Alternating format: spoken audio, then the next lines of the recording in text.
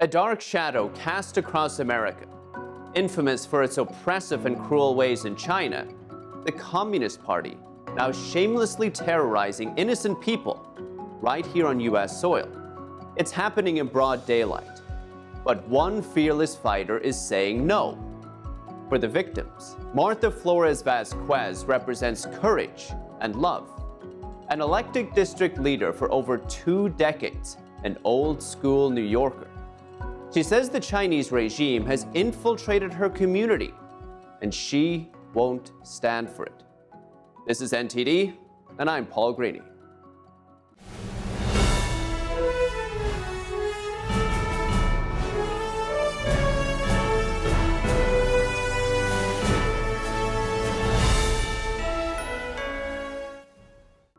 Each district in New York City has its own district leader. It's a voluntary role.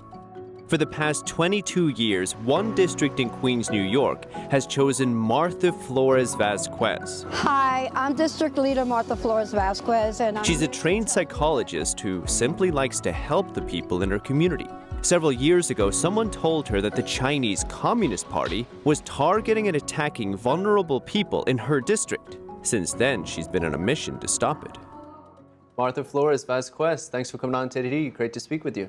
Thank you. It's the honor is mine. You took action on the communist flags that were previously flown during the parades in Flushing, which, just to remind our viewers, is a heavily Asian area. They no longer wave the communist flags during those parades. What happened there? They're not allowed to do that because they're viewed as troublemakers. They're viewed as people that come to interfere and interrupt the parade. So we don't want people interrupting the parade. So that's how they identify themselves. And that's how we can identify a troublemaker that's potentially dangerous. What was the process to getting that done? Reporting it to the DA's office, to the police, and the police just taking a stance finally. It took a while. It took a while. Why? Well, you know, like they say, until somebody dies, well, until they saw many injuries, until they saw people getting injured, that's when it became, hey, enough is enough. What kind of violence did you see, and how did you tie it to the Chinese Communist Party? We tie it to the Chinese Communist Party because they're very blatant. They carry banners, they carry flags, they attack the Falun Dafa community verbally and physically. They're not afraid to do that. But now we have police dogs. We have like an entire army out there on the day of the parade, which is very honorable. Falun Dafa, or Falun Gong, is a traditional Chinese meditation practice. Its practitioners aim to be truthful, kind, and tolerant.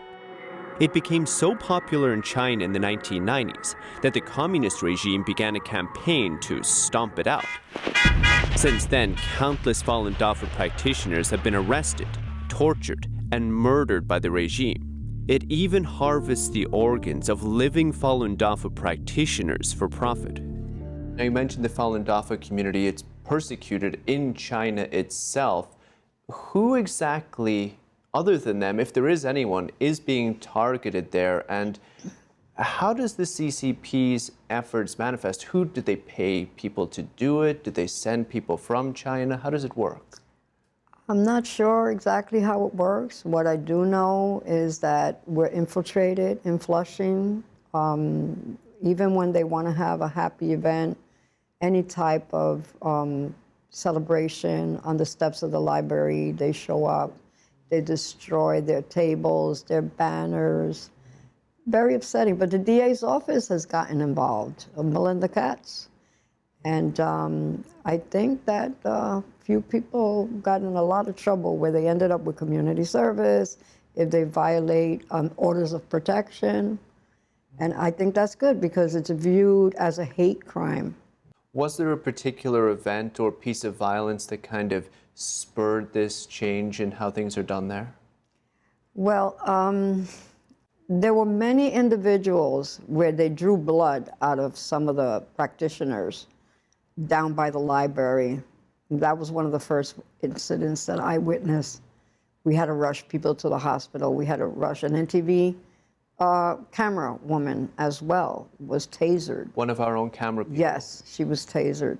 And I was called. I get all the calls because I'm the district leader. So when there's trouble, they call me. I call the police. There's an intervention.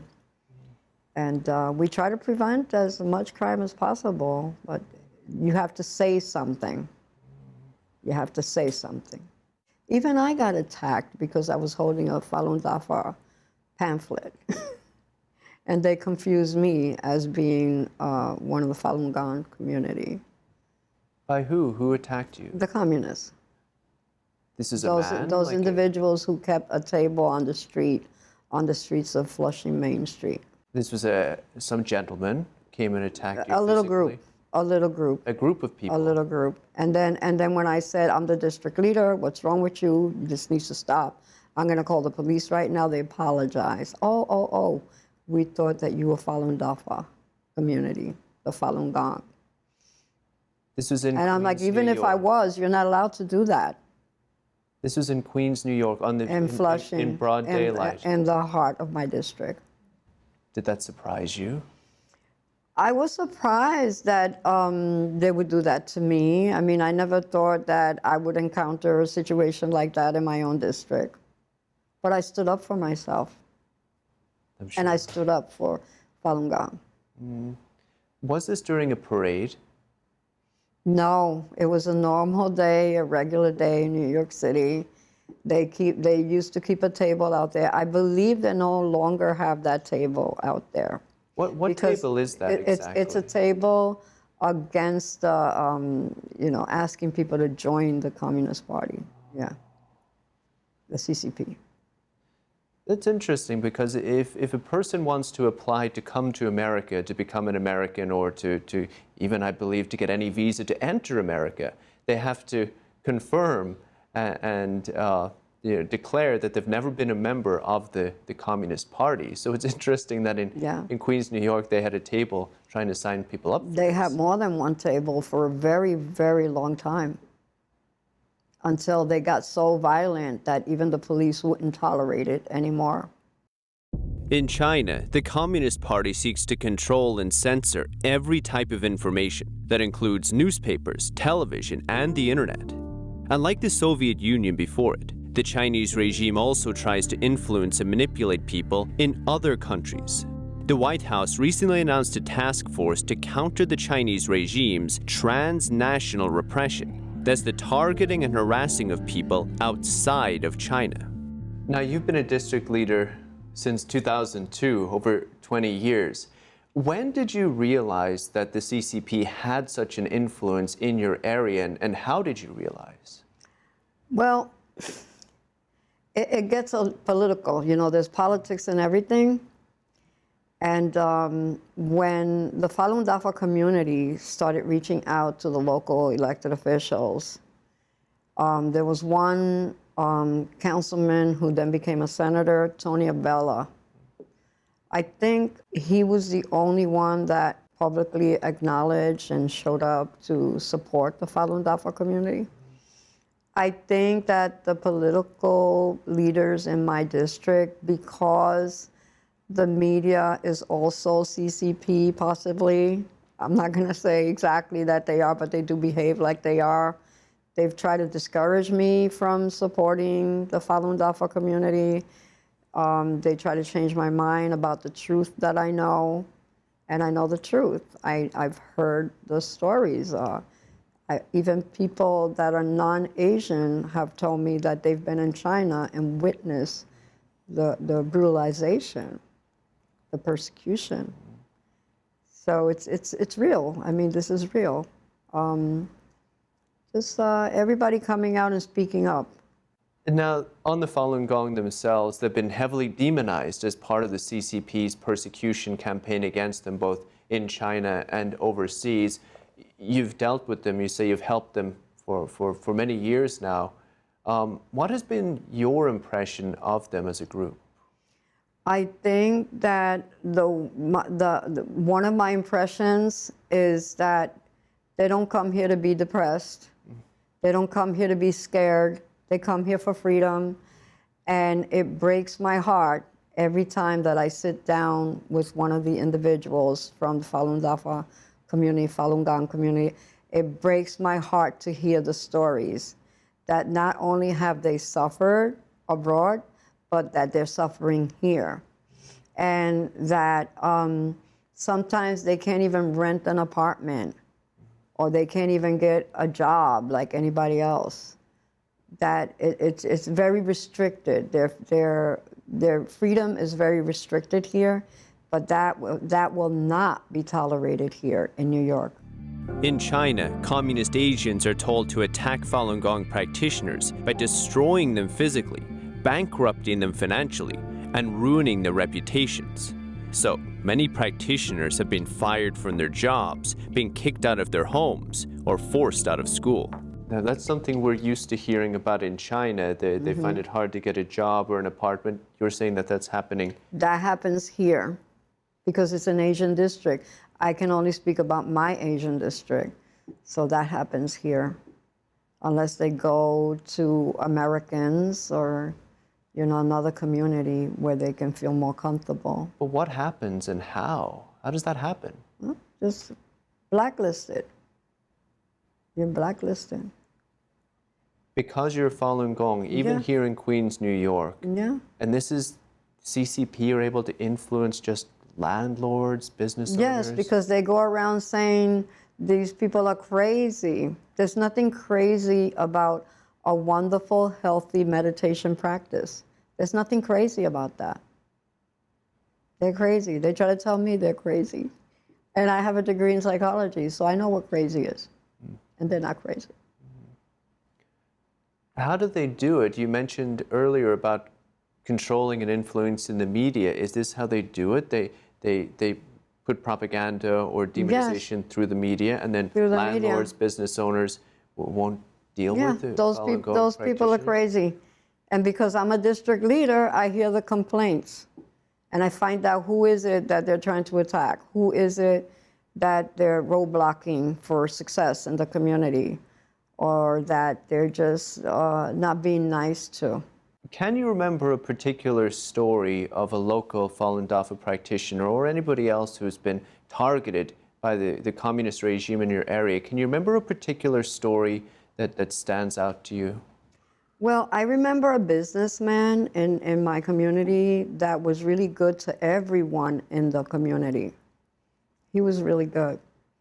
And he would allow the Falun Gong community to meet in his office because there's limited space and it's hard to rent or get a space because it's saturated with CCP in Flushing, saturated, particularly around that time. And next thing you know, they're surveilling him, they're surveilling his business, they're following him, they're calling him, they're threatening him. So he became a target until he had to go against his will and stop supporting the Falun Gong community. And they were homeless from a safe haven location where they could speak and congregate. So it's very sad. It's very sad that this is the reality. And he lost his business, ultimately. He lost his business. His business was boycotted across the board. And he's no longer in my district. Who boycotted him? The CCP community. A successful, wonderful businessman that wanted to be good to everyone, that respected everyone's views, and he allowed the Falun Gong community to come and congregate there. And then they just, they put fear in people. And then they hide away, they go away, they stop helping, they stop being supportive. You said that things like being denied a job because you're Falun Gong practitioner, not getting an apartment is something that you won't stand for. What exactly can people like yourself or these people who are being unfairly treated, what can they actually do? I make a phone call. They come to me, I make a phone call. They can call my hotline, 718-909-4634. I make a phone call. I'm very strong. I'm very powerful. I take action. I'm a public service person. I will not allow that. But I can tell you that some of the Falun Gong community has even reported to me, even business people that support the Falun Gong community, that there's been surveillance on them, cameras watching them, watching their remove. Here in Queens. In Queens, yes. Cameras watching and invading their privacy. So that's how serious it is. It's just incredible. Yes. Yes. And those incidents, those situations, they are reportable. No one is supposed to be probing anybody. Nobody is supposed to be making anybody feel that level of discomfort. This is a free country where you can come and go as you please. Practice your meditation, whatever you want. It's your choice, nobody else's. Have you ever been threatened yourself or felt intimidated for standing up for these? Only the day of that incident, but I also feel sometimes that when I stand on the steps of the library or when I walk through the streets of Flushing during the parade, I feel that one day somebody's going to try to hurt me too.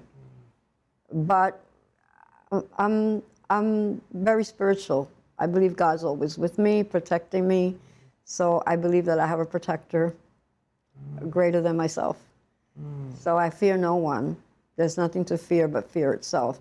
And there's a lot of police presence. So that makes me feel comfortable. Yeah. I have cameras. I have cameras in my apartment. If you come to my door, you're gonna be on camera. The Chinese regime has killed Falun Gong practitioners at will. Within the first 5 years of the persecution, the oldest recorded victim was 82 years old, the youngest just 10 months old. Families have been devastated. Some children have lost both parents. Can you give an example of a story of someone who came from China and has been enduring this type of oppression or pressure here in Queens, a particular person's story who's come to you perhaps? Well, I can talk about my dear friend Jane Dye. When I first met her, she told me her story. They killed her husband. They persecuted her husband. And her mission has been to talk about the situation. She even has a documentary to educate the public. This happened to me, this happened to my family, this happened to my husband. He's separated from me and my daughter now. So sometimes she'll go on Main Street, to help the ladies get out the message, give out the pamphlets. And she has been there and witnessed incidents of violence. And thank God that she's able to access me quickly, and I'm able to access the police quickly, and they get there and they intervene. But sometimes after there's a lot of damage, somebody has been injured or the property has been destroyed, and we open up cases. So she's an example of somebody who's come from China Yes. to Queens, New York. And is still experiencing this, which is traumatic because it could bring about a lot of post-traumatic stress from what she went through, and now she's here to be in a better place, and it's still going on. So that's bad. Anybody that has rescued themselves by getting away from it and coming here should not be subject to that. Should not be subject to witnessing similarly what happened back home here. Do you feel that the Falun Gong practitioners, because of their faith or their practice, have been able to weather this storm in any way? Yes, they are amazing. It's the most humble community of people that I've ever met in my life. Just standing next to a Falun Gong practitioner just makes me feel calmness. They're just very spiritual beings, and they're just very harmonious. and very honest, very clean, honorable, innocent, that should not be victims ever, because they won't hurt a fly. From being with them, what allows them to have these characteristics? They continue honoring the practice of Falun Dafa, the meditation. They continue, and they continue pushing it forward and rising. They've come very far. We see that on a national level. A man was recently sentenced to prison. He was working with Verizon, and he was using his influence and his workplace to spy on minorities, not just Falun Gong, but other persecuted minorities who are persecuted by the Chinese Communist Party. We also had another gentleman who was just charged for trying to bribe the IRS to take away Shen Yun's non-profit status. I know you're aware of these two instances. Did it surprise you to hear that this kind of overseas oppression was on such a national level in the United States? Well, from the local to the global, I always say, and these practices and these behaviors, they go cross country. So I am not surprised that someone would do anything to interrupt even a beautiful program such as the Shen Yun program. I'm not surprised that that would happen. I'm not surprised that they would try to stop it at the heart of the IRS, because that's how they injure the promotion of this program. That does not surprise me. What will surprise me is if the IRS does not acknowledge and understand that this is why it's happening. It's political, and there's no place, because there are no politics in the Falun Gong community. There are none. They're not political. As a matter of fact, I'm the only one that encourages them to vote. Says you have to vote to empower yourself. That your vote is your voice. I always tell them, it's so many of you. Empower yourself through your vote, so that you can make real change. To escape persecution, many Falun Gong practitioners fled to America. Here they started businesses and organizations to raise awareness about what's happening in China. Shen Yun Performing Arts is one of these organizations. It tours the world presenting a China as it existed before communism. It also exposes the regime's human rights abuses.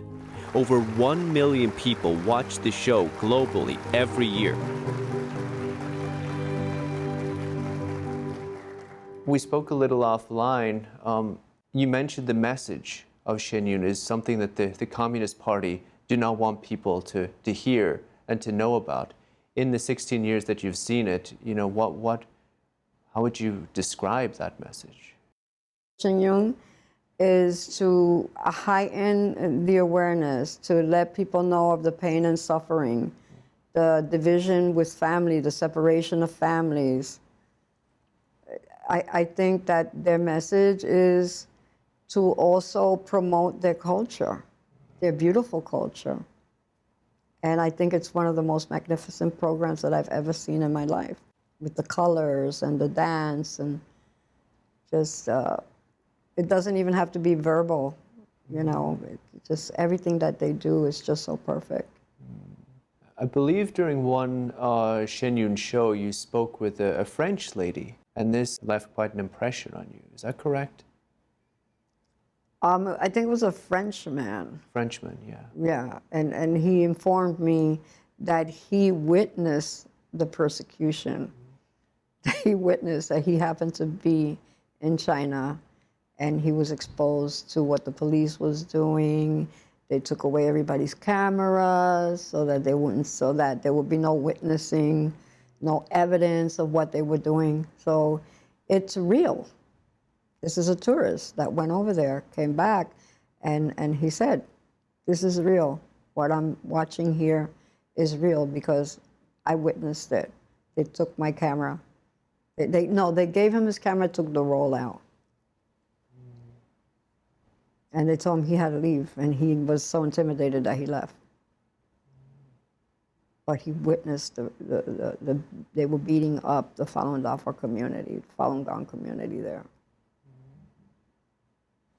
Did for holding a banner. did this conversation give you a better understanding of what's happening in It the gave me Flushing area? it gave me the reality that it's not just the Falun Gong community talking about it, that it's a bystander. When there's a bystander, it's very credible because it's somebody that was a bystander and a witness. So you've watched Shen Yun for 16 years. What is it about this show that keeps bringing you back again? Every year, they have a new way of getting out their message, and it's not more of the same. It's more and more creative with the art, the music, the fabric of the outfits that they wear, the inspirational style of how they present their message.